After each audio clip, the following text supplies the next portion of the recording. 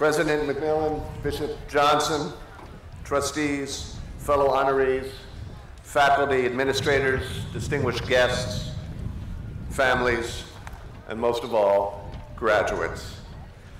I just can't tell you how disappointed I am with you. It was 3 months ago that Albright announced me as your guest, and not a peep from you, not a peep. At Haverford College, at Berkeley, and Rutgers, and Smith, students mounted furious protests, signed petitions, dispatched lists of demands to prospective speakers in letters boiling with moral outrage. And what do I get mailed to me? Directions from the turnpike. Come on, did nobody Google me? Have I said or written nothing in 37 years as a journalist to provoke a little righteous indignation? Oh man, do you have any idea what a disinvitation would have done for my profile? Garfield forced to withdraw from Albright College commencement, views on the Veronica Mars movie ignited controversy. I don't know. A publicity bonanza that would have been, but no. I guess one little administration building takeover would have been too much trouble. Whatever. I'm here, so thank you. And also, congratulations, class of 2014. What a moment. What a moment. A few short years ago, most of you were entering Albright as teenagers, equally nervous and impatient about moving out of your childhood bedroom to begin a life on your own. And now, look at you, young adults, college degrees almost in hand, 16 years of education behind you, enriched by learning and new friendships, not to mention many hours of diligent beer pong, and here you sit, freshly nervous and impatient, because most of you can look up towards your parents knowing that you're going to be moving right back in.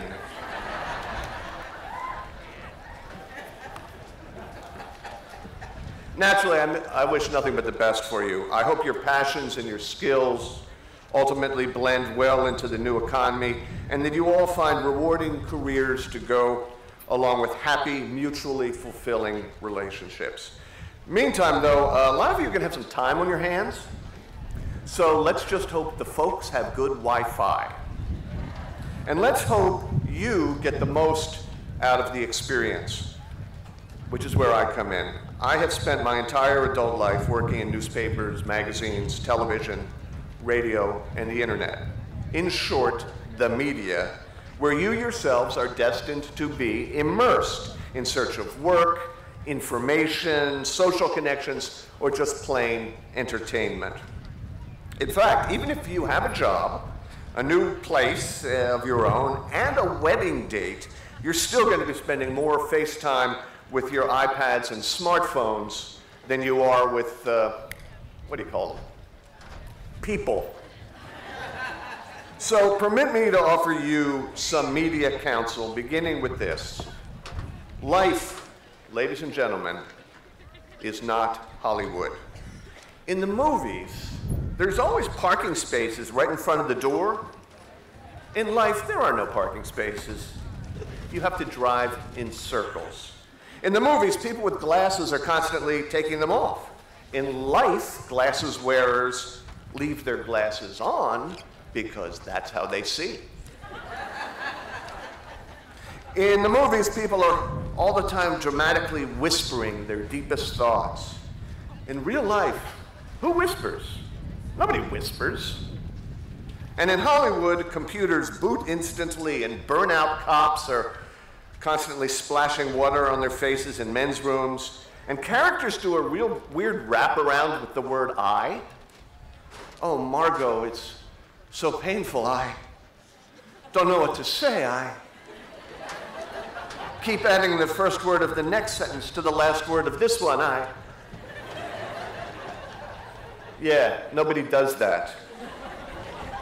Movies and TV shows are, in a word, contrived.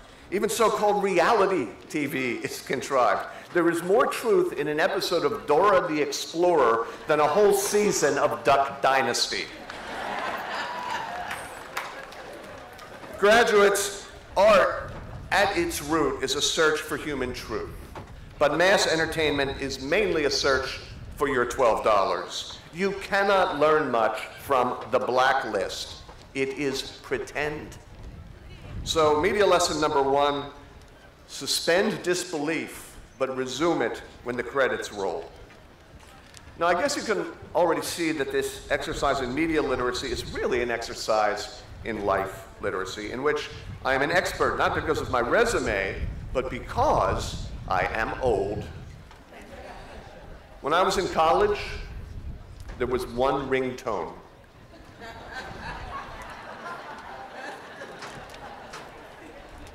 It went ring. You know the periodic table of elements? When I was in school, 29 elements. Zinc was a rumor. And Shirk Stadium? Graduates, I knew Shirk. So when I say life is not Hollywood, I've got some experience to back it up. Likewise, life is not video games, because to succeed in life, and here I think the accelerated degree graduates among you can back me up, to succeed in life, sometimes you have to go outside. Also, in actual life, you don't get to kill people. I mean, you can, but it's frowned upon. And in life, there is no controller. There is just you, your efforts, your choices, and your luck. There's no pre-programmed list of possibilities. Welcome to the random and infinite. It is exciting. Now, graduates, hear me well. For what life is most especially not is cable news. News itself, along with contextual reporting and rigorous, vigorous commentary, is critical to our democracy and a civilized existence. It tells us what's happening in the neighborhood, no matter how you define neighborhood. It tells us how the government is governing and spending our money. It documents the thoughts, utterances, and actions of our leaders and would-be leaders. It documents discoveries far and wide. It keeps an eye on scoundrels, foreign and domestic, and it furnishes many data points for us to extrapolate what in the world might happen next. But there is a right way and a wrong way to consume news. The right way is to seek information, including topics you hadn't necessarily thought about beforehand, and including ideas that don't conform with your current worldview. In fact, that's exactly how your arrogant and intolerant fellow graduates at Smith and Rutgers, Haverford, and Berkeley should have reckoned with their commencement speakers. Sadly, those students are afflicted with certainty, which is the wrong way to process the world, and absolutely the wrong way to consume news. At its best, news is a zoom lens, offering a close-up view of events, but also capable of pulling back for wider context. But too often it is used instead as a sort of funhouse mirror, distorting reality according to a fixed set of beliefs. Now that is a common but idiotic phenomenon, not only because it's intellectually dishonest, but because it's pointless. Information bent by ideology optics is no longer information any more than a fruit roll-up is still fruit. Yet cable news is designed for exactly that perverse form of consumption. Let's start with the misnomer of the designation. The three most watched channels are practically newsless. They have only a handful of reporters and news producers. Most of their airtime is devoted to anchors rehashing a handful of highly politicized events and getting utterly predictable reactions from partisan talking heads. The term for that is spin. You know, like a curveball or a carny ride. Cable news isn't news, it's tilt-a-whirl. Yet, tragically, cable is where most Americans get what they think is news. Graduates, please do not be among them. Instead, use that Wi-Fi productively. Haunt the sites of serious news organizations, local, national, and international. They're all equally accessible. That cover actual news with actual reporters and producers and editors and photographers. Read blogs, editorials, columns, and expert commentary. Not to know what to think, but what to think about. Even a bit of spin has its value so long as you consider the source. Nobody was ever harmed by considering somebody else's interpretation of events. In fact, people with views you disagree with sometimes are in possession of facts that had simply eluded you. It is not a weakness to change your mind, it is a strength. Of course, caveat emptor, our national conversation is so polarized and so hyper-politicized, thanks in no small part to cable news, that objective fact has been spun into a matter of supposed opinion. A presumed presidential candidate recently announced he disagreed with the idea of man-made climate change. Good for him. I disagree with gravity. Alas, supposed controversies over the uncontroversial is exactly what comes of news as carnival.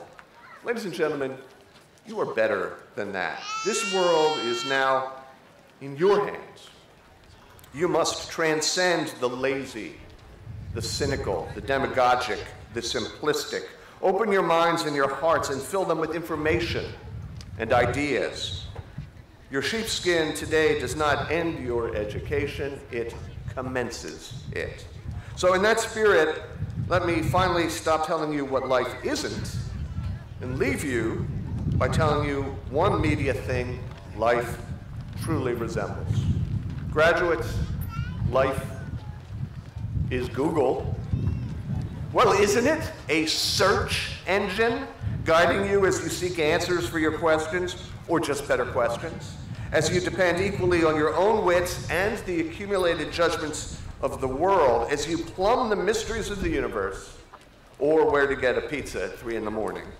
All the quests of the ages rolled up into one algorithm. Its power determined entirely by what you choose to make of it. Life, Google. Life, Google. Either way, we're talking about an endless network of interconnections yielding immensely rich or merely superficial understanding of the world around you. Deep or shallow? What sort of searcher will you be? What sort of citizen will you be? What sort of human will you be?